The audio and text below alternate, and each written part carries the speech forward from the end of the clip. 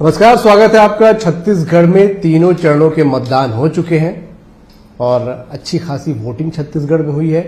इस वोटिंग के मायने क्या है और जो छत्तीसगढ़ की 11 सीटें हैं उन 11 सीटों पर क्या परिणाम आएंगे। कई ऐसी सीटें हैं जिसमें अच्छी खासी टक्कर मानी जा रही थी और बड़ा रोचक मुकाबला भी हुआ है, तो क्या परिणाम आ सकते हैं। इन तमाम विषयों पर बात करने के लिए हमारे साथ पूर्व मुख्यमंत्री और विधानसभा अध्यक्ष डॉक्टर रमन सिंह जी हैं। सर, बहुत बहुत स्वागत है आपका। तो लंबा अनुभव आपका चुनावों का रहा है और आपका विश्लेषण भी बड़ा सटीक रहता है। जो 3 चरणों के छत्तीसगढ़ में चुनाव हुए हैं, क्या आपको समझ आ रहा है कि 11 में से कितनी सीटें बीजेपी निकाल पाएगी? हालांकि 11 का दावा आप कर रहे हैं। जहां तक छत्तीसगढ़ के वातावरण का है और जिस प्रकार से समाचार आ रहे हैं, तो मुझे लगता है कि भारतीय जनता पार्टी के पक्ष में और खास तौर से मोदी जी के 10 साल की जो उपलब्धियां रही हैं, 10 साल में जो देश के अंदर एक व्यापक परिवर्तन आया है, तो अब कोई गुंजाइश नहीं है कि छत्तीसगढ़ में भारतीय जनता पार्टी 11 में 11 लोकसभा सीट जीत के आए।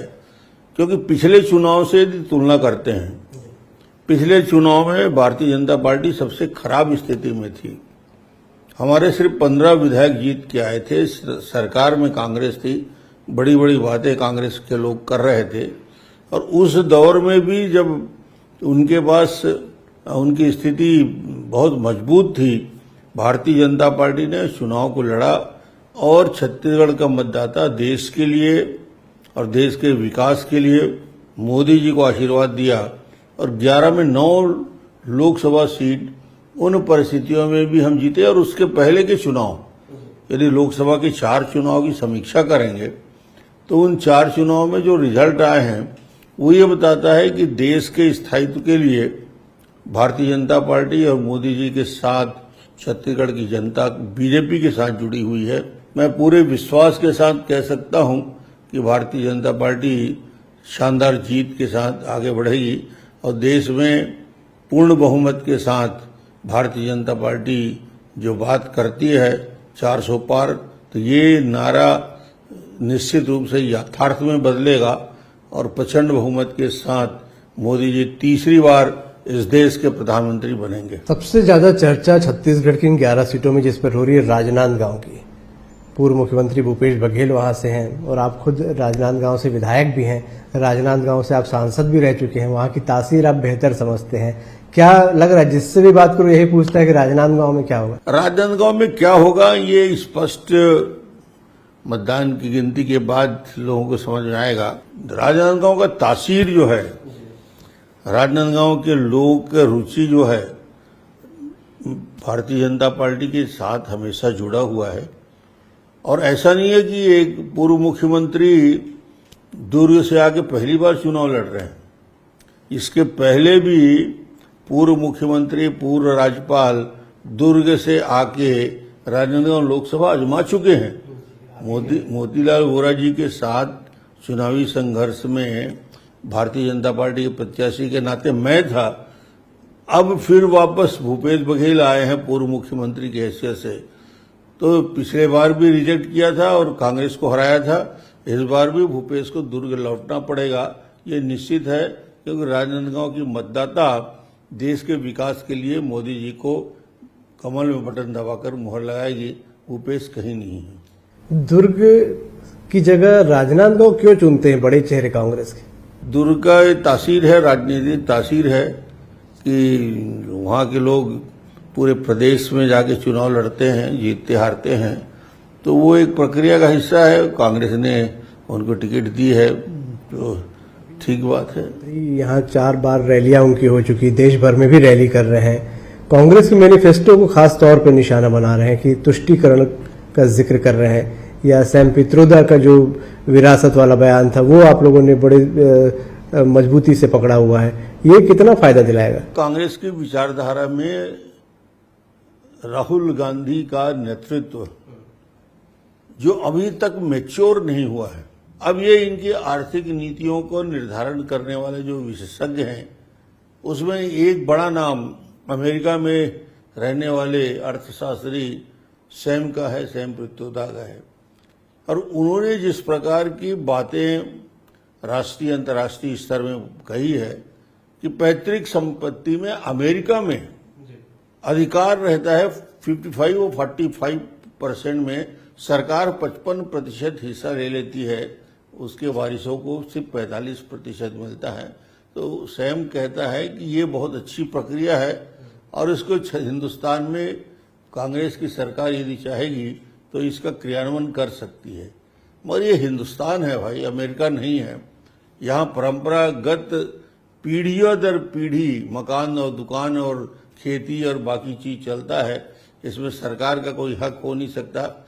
इस प्रकार की नीतियां यदि कांग्रेस बना बना के पहले भी बहुत पीछे रही है और इस बार भी इसका निगेटिव असर पूरे देश में दिख रहा है।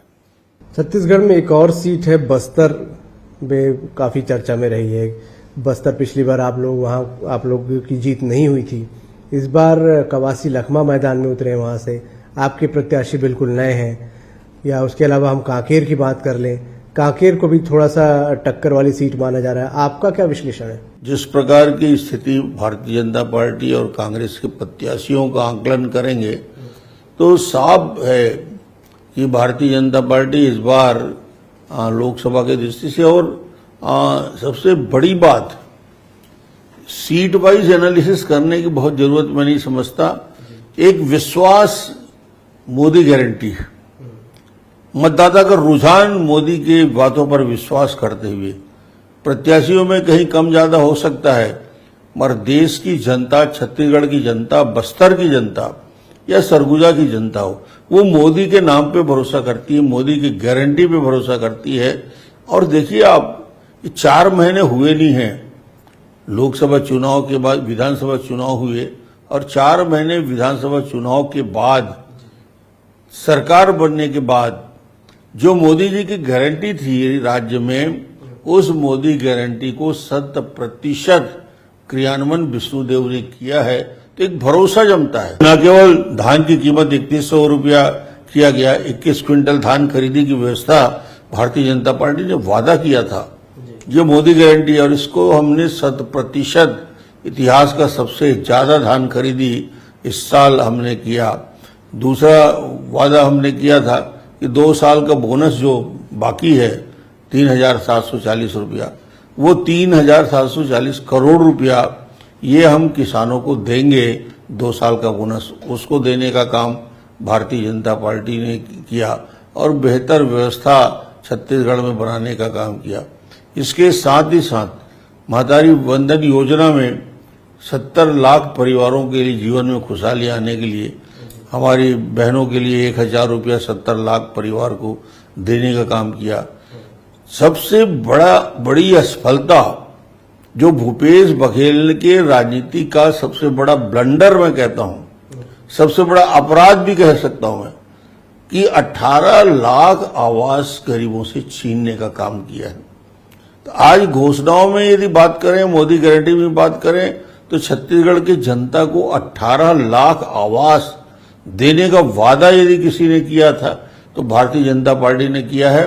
और जीतने के बाद मोदी जी से लेकर माननीय विष्णुदेव साहब इस वादे को क्रियान्वयन करने की दिशा में आगे बढ़े हैं और छत्तीसगढ़ की जनता भरोसा करती है। विष्णुदेव साय जी के साथ आपने लंबा समय काम किया है और खुद मुख्यमंत्री के तौर पे सबसे लंबा कार्यकाल आपका रहा। कैसी चल रही साय सरकार? कुछ क्या दिशा निर्देश या कुछ सलाह भी देते हैं? भारतीय जनता पार्टी में बैठकर बात करने की प्रक्रिया भी है, परंपरा भी है और मुख्यमंत्री जी बहुत बेहतर स्वतंत्र होकर भी निर्णय लेने में सक्षम हैं। केंद्र में मंत्री रहे, वो दिल्ली की राजनीति समझते हैं। छत्तीसगढ़ में विधानसभा में विधायक की हैसियत से भी काम उन्होंने विधानसभा में किया। तो विष्णुदेव जी का अनुभव प्रदेश अध्यक्ष से लेकर केंद्रीय मंत्री के रूप में है, अनुभवी व्यक्ति हैं और उनका अनुभव का लाभ छत्तीसगढ़ को मिलेगा। और सीधे सरल एक ऐसा व्यक्ति जो सबको साथ लेकर चलता है, वो एक बड़े सफल मुख्यमंत्री होंगे। कांग्रेस ने विधानसभा में हारे कई विधायकों को, पूर्व मंत्रियों को टिकट दिया, पूर्व मुख्यमंत्री को टिकट दिया।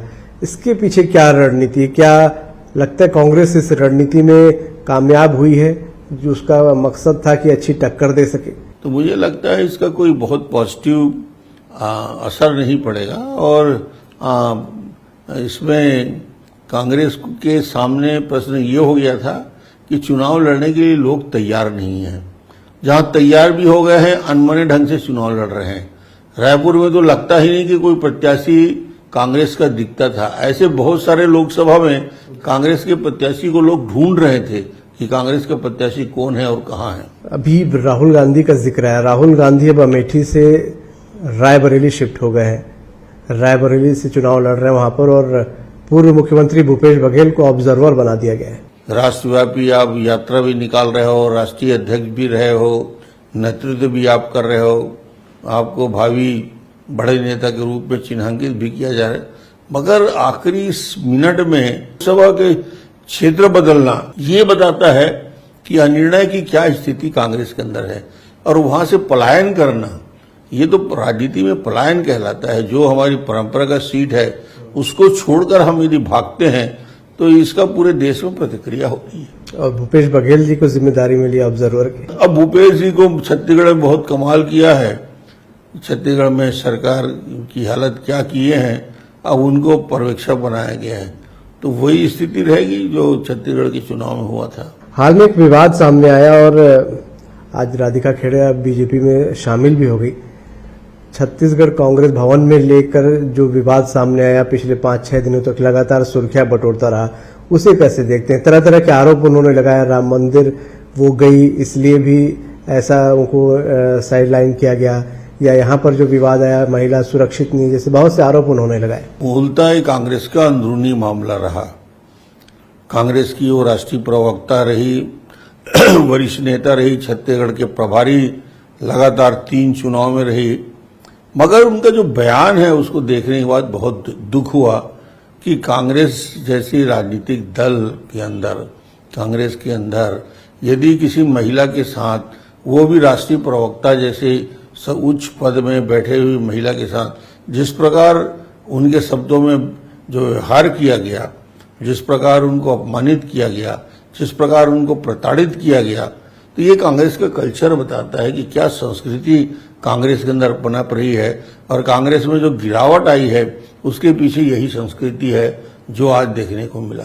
कांग्रेस कहती है कि बीजेपी ने पूरी स्क्रिप्ट लिखी, क्योंकि बीजेपी लगातार लोगों को प्रवेश करा रही कांग्रेस के लोगों को, इसलिए ये भी बीजेपी का ही किया हुआ है। अब कांग्रेस के प्रवक्ता बीजेपी का स्क्रिप्ट पढ़ने लगे तो फिर कांग्रेस का तो बंटाधार हो जाएगा। ये तो अजीब आरोप है कि आप अपने लोगों को व्यवहार को सुधारने के लिए वो सबके दरवाजे गई और किसी ने उसको न्याय नहीं दिया। न्याय देने के बनिस्बत बहाना ढूंढना एक नारी शक्ति का, और मां कौशल्या की नगरी छत्तीसगढ़ है। मां कर्मा माता की धरती है छत्तीसगढ़। माताओं को छत्तीसगढ़ महतारी कहते हैं। नारियों का सम्मान यदि छत्तीसगढ़ में नहीं होगा तो कहाँ होगा। इस प्रकार की घटनाएं नहीं होनी चाहिए। वोटिंग परसेंटेज लोकसभा चुनाव के दौरान पिछले 2 चरण में थोड़ा चिंता का विषय था। खासा फोकस भी अब तीसरे चरण में किया गया छत्तीसगढ़ में, लेकिन वोटिंग परसेंटेज बढ़ा।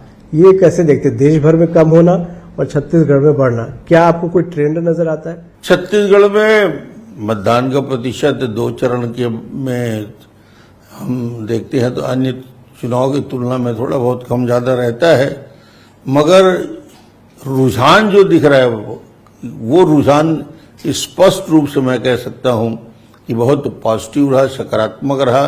जो अलग अलग क्षेत्रों से जानकारी आई उसमें साफ है कि भारतीय जनता पार्टी की स्पष्ट बढ़त है। अमित शाह जी का भी दौरा यहाँ पर हुआ। उन्होंने कहा कि 2 साल के अंदर नक्सलवाद को खत्म कर देंगे। आप मुख्यमंत्री रहते, लंबे समय तक नक्सलवाद को आप लोगों ने झेला और उससे लड़ाई भी लड़ते रहे। क्या आगे लग रहा है भविष्य नक्सलवाद का, किस तरीके से उस पर काबू पाया जा सकेगा? नहीं, केंद्र सरकार का, अमित शाह जी का, माननीय प्रधानमंत्री जी का जितना बड़ा समर्थन है और विष्णुदेव साय जी का, गृह मंत्री का जितना कमिटमेंट है, अब लगातार आप देख रहे हैं कि किस प्रकार पुलिस अंदर घुस के नक्सलियों के खात्मे में लगी हुई है। तो निश्चित रूप से ये डबल इंजन की सरकार इस प्रकार की नक्सलवाद, आतंकवाद, इस प्रकार की घटनाएं को रोकने में सफल होगी। छत्तीसगढ़ सरकार के हमने बात की, बहुत सारे नए मंत्री भी हैं, कुछ पुराने भी हैं। किस तरीके से कामकाज को आप देख रहे हैं? क्योंकि विधानसभा में हमने देखा कि बहुत अच्छे तरीके से और बहुत जबरदस्त परफॉर्मेंस के साथ आपने अध्यक्ष के तौर पे सदन को चलाया। छत्तीसगढ़ में कैसा कामकाज मंत्री कर रहे हैं, उनके लिए भी कोई सलाह देंगे? नहीं, अभी तो 4 महीने ही बीते हैं। परफॉर्मेंस देखने के लिए कम से कम कुछ वक्त लगता है, 6 महीने साल भर लगता है। उसके बाद उसकी कोई समीक्षा हो सकती है। अभी तो क्रियान्वयन घोषणा पत्र को देखना और उसके क्रियान्वयन का समय है।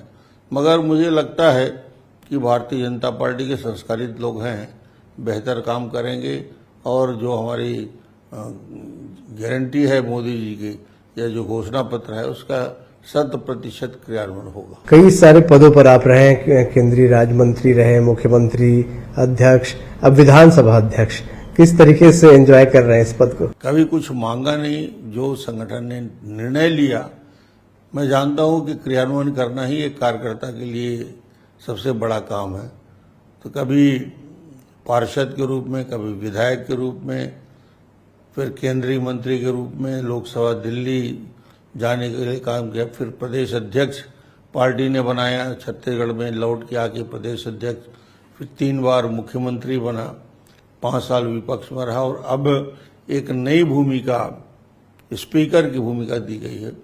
तो मुझे लगता है कि जो भूमिका दी जाती है उसको बेहतर तरीके से उसका क्रियान्वयन करना ही दायित्व रहता है और उम्मीद करता हूं कि सबको साथ लेके विधानसभा की परंपरा को आगे बढ़ाएंगे। 400 पार का नारा आपको लगता है कितना पूरा कर पाएंगे? देश का वातावरण तो बोल रहा है और जनता का और कार्यकर्ता का उत्साह भी बोल रहा है कि उस लक्ष्य को पाएंगे। बिल्कुल। डॉक्टर रमन सिंह जी, हमसे बात करने के लिए बहुत बहुत शुक्रिया आपका। तो विधानसभा अध्यक्ष पूर्व मुख्यमंत्री डॉक्टर रमन सिंह हमारे साथ रूबरू थे। 3 चरणों के छत्तीसगढ़ में चुनाव हुए हैं, उसको लेकर चर्चा हुई। 11 सीटें पाने का दावा वो भी कर रहे हैं और अभी तक हमने जितना देखा है, उनका जो अनुभव है, उनका जो विश्लेषण है, वो हमेशा सटीक भी बैठा यहाँ पर है। बहरहाल 4 जून को परिस्थितियां साफ होंगी। छत्तीसगढ़ में 11 और देश भर में 400 का जो बीजेपी का नारा है, उसका डॉक्टर रमन सिंह समर्थन करते नजर आते हैं। खास मुलाकात में इतनी। नमस्कार।